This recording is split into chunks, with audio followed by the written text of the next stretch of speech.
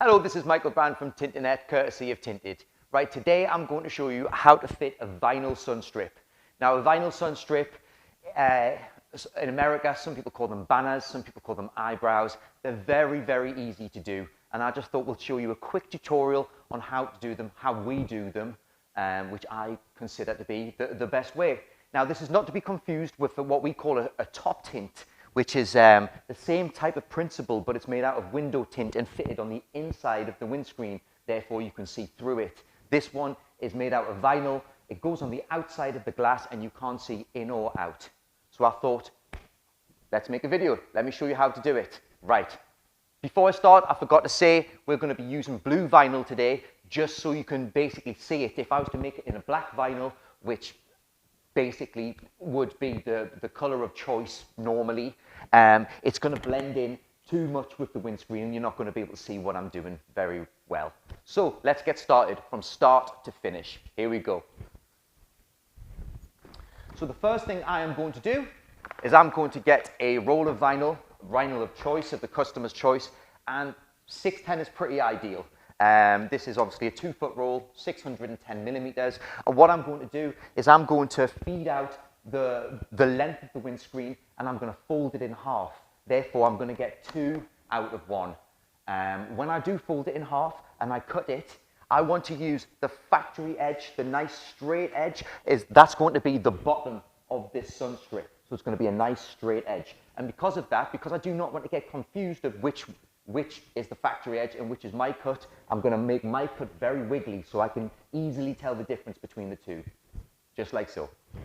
So, first thing, I am going to spray up this windscreen, simply, just at the bottom mainly, for now, just so the vinyl can stick to there as I roll it out, just to get the right amount.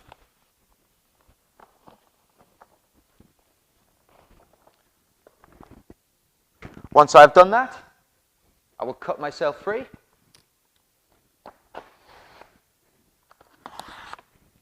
And I'm going to fold it in half.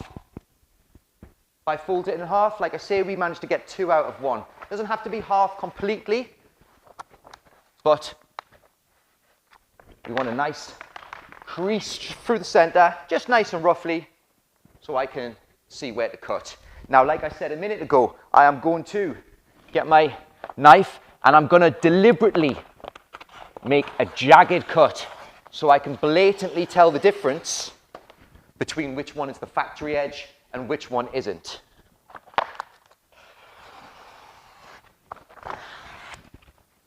I can save that for another time, another car, and this will be the piece that I'm using. I'm just going to put it on the bonnet for now, and the next process is I'm going to clean the glass. Now, when we clean the glass, we want a stainless steel razor blade so it doesn't scratch the window. However, there is no guarantee that one of these will not scratch the glass. So always try an inconspicuous area first and have a look. And it looks good to me.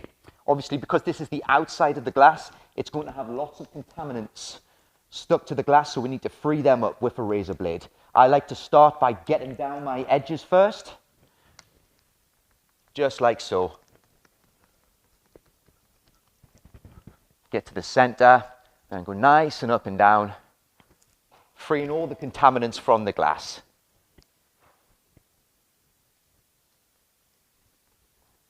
In a nice, smooth, up and down motion. Now we're going to do the other side. Starting on the sides, right where the edge of our film is going to be cut to. Freeing up all that dirt. If you can't reach the center, open up the vehicle, jump in, whoops, and remove all that dirt. Just like so. Now, just in case some of the dirt still remains, we're going to almost repeat that same process, but this time with a non-scratch scouring pad. Looks like something that you'd have at home to wash the dishes, but try not to use the one that has the dark green scour pad on the end, because that will scratch the glass. And I'm just going to give it a once over, especially on this rubber trim here, just to get that dirt off.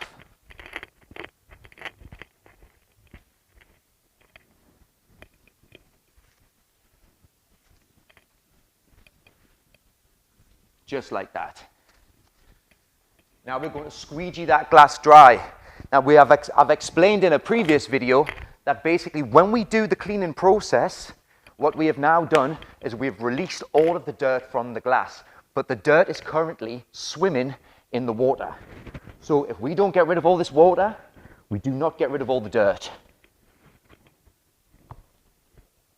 Also, this is your call, guys, by the way, but please bear in mind that MOT testers will fail a vehicle if this sunstrip is too low. Something to do with how many inches the wiper blades pass. And of course, there is a technicality here by the customer can get smaller wiper blades, but always try and do a sensible sized sunstrip and always tell the customer that there is no guarantee that an MOT tester will pass that. Now, as you can see, the area that I am going to be applying the sunstrip to is all nice and dry. But just to be sure, with a clean cloth, we're going to give it a nice wipe. Make it nice and dry. Like I said, if it's still wet, it's still dirty.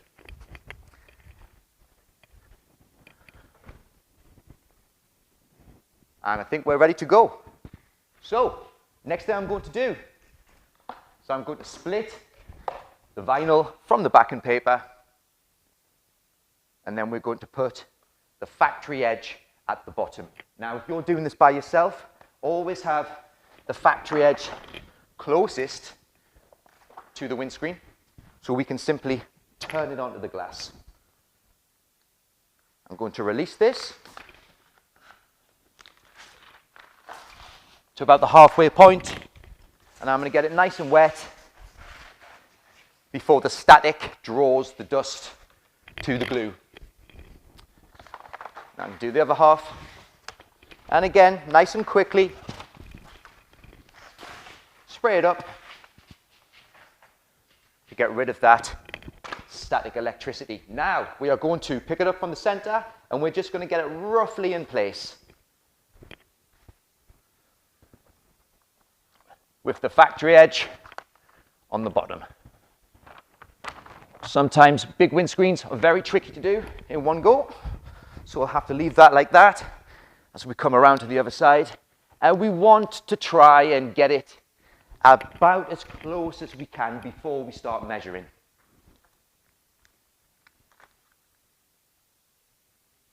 I would say to about there.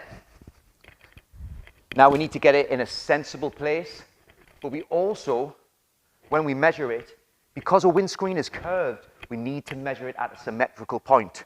So what we're going to do here is I'm going to use my tape measure, and I'm going to jab it underneath this rubber, and I'm going to measure down these dots. If I measure my tape measure down these dots on this side and down these dots on that side, we are going to get the same measurement eventually on a symmetrical point of the windscreen. And then we're just going to let the middle just lie down where it wants to. So for example, this one here is 180, and I'm going to make it 200 mil. That's 190. Sometimes you find yourself chasing your tail a little bit. That's 205. 205 still. 200 mil. Let's come out the other side, which, as we can see at the minute, is still big. Now, unfortunately, when I move this side, my previous side's going to move. And like I said, we're going to keep chasing our tail. That is 190. Sorry for the flinch there. A big fly just flew in my ear. Now it's 200. But now we've got that side 200. We need to make sure that this side is still 200. And it is. So now we have got the measurement correct at the symmetrical point of the windscreen. And we're just going to lock it down now. Nothing too fancy. If you haven't got a squeegee like this, a hard card will do the same. And it's very, very important to say at this point that when we are squeegeeing out the water, try not to get the point of your tool jabbing up against that rubber trim because it will split it. Sometimes you might get lucky and it might cut it in the right place for you. More times than others, it'll just give you a jagged rip and you'll have to start again.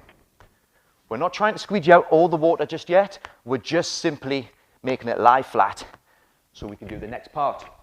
Now the next part is the trim. And what we are going to do is we're going to get our knife and we're going to get our card. This one's not very good, please bear with me.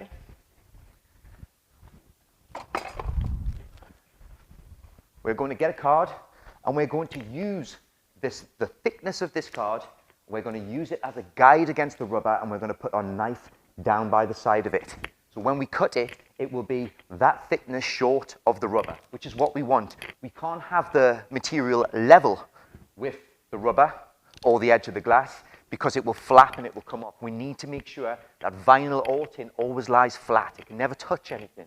So using the thickness of this card, I'm going to find it on that rubber, and I'm going to make myself a track there. Now I've found it, I'm going to keep the pressure against the rubber as I put my knife on the inside, and I'm going to cut down. Rip away. Now to save myself running around in circles, I might as well do this top half rather than the other side. Again, on the inside, against the rubber, I'm going to make my track mark first, put it in the center, get my knife, rest it against the card, and then cut. Like so. Oh, didn't quite cut through there. And it did that time. I can just rest that there for a minute. Go and do the same at the other side. Which again, climbing onto here, knowing that it's in the right place, because we've measured it to the symmetrical point, on the inside of that rubber, making a track mark first, resting our knife against the card, and going straight up. Now again, starting where we stopped at the top, and there we go. Now, not only have we cut it to the shape of the rubber trim, but we have also made it 1, maybe 2 millimeters short of that edge. So now we know it's going to lie flat and not come off in the weather due to it being too close to that rubber. If it touches that rubber, or obviously because a rubber flexes in heat, it can sort of disturb the edge of the material and peel it off, which is why we want to make it short of any touch-ins, any objects. Now we've already got one squeegee, we're just going to use the card to do the rest. I'm going to start on the top to get rid of those fingers, and I'm just going to overlapping squeegees from the center out, dragging it towards me. And then I'm going to do exactly the same thing again, just so to double check that we definitely haven't got any leftover water. And I am pretty sure that all the water is out at that side. I'm going to go exactly the same thing at the other side.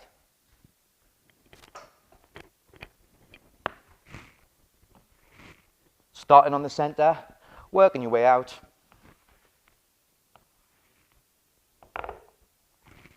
Do it 2 times, making sure that you've definitely got all the water out. And that, guys, is about it. As you can see, that sunstrip is done. It is very, very easy. Now, in terms of profit margins, there is no need to use an expensive material for something like this. Obviously, you wouldn't want to use something that's rubbish and is just going to shrink back in a year or so, but we do not need cast, we do not need wrapping vinyl at 25, 30 pounds a meter. All we need is a bit of sign vinyl, a bit of 5 to 7 year. We need 610 roll, and it normally works out as about £2 a meter, £3 a meter. And of course, this is about 1.5 meters worth of windscreen, but it's only half of it. So what are we looking at there? This cost us what? £1.50.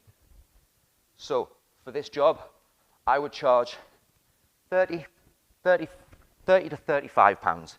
And we have made, let's say, 30 pounds in about 10 minutes. I'd like to do these all day if I could. I'd be a millionaire. My name's Michael Brand, courtesy of Tinted Net. Thank you very much for watching.